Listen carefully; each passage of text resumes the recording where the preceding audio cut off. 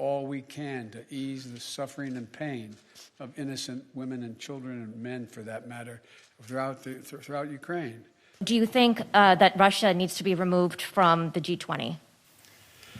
On the latter point, my answer is yes. That depends on the G20. That was raised today, and I raised the possibility, if that can't be done, if Indonesia and others do not agree, then we should, in my view, ask to have both Ukraine be able to attend the meetings, as well as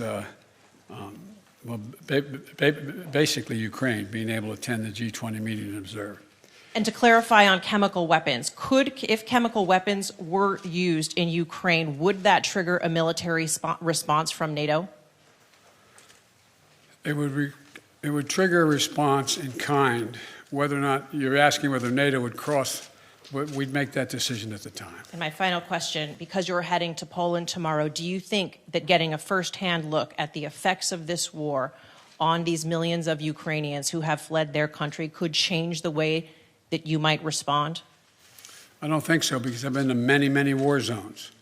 I've been in refugee camps. I've been in war zones for the last 15 years, and it's devastating. And but the thing you look at the most is you see these young children. You see children without parents that are in those camps or in refugees. You see women and husbands, men and women who are completely lost and have no nose. You see the look, that blank look on their face, that absolute feeling of, my God, where am I? What's going to happen to me?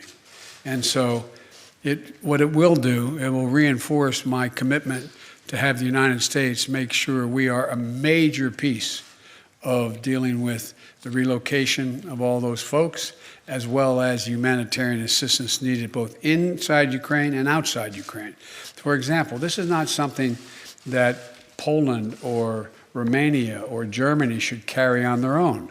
This is an international responsibility. The United States, as a leader, one of the leaders in the international community, has an obligation to be engaged and do all we can to ease the suffering and pain of innocent women and children and men, for that matter, throughout Ukraine, and those who have made it across the border. I plan on attempting to see those folks, as well as I hope I'm going to be able to see, I guess I'm not supposed to say where I'm going, am I? But anyway, I hope I get to see a lot of people.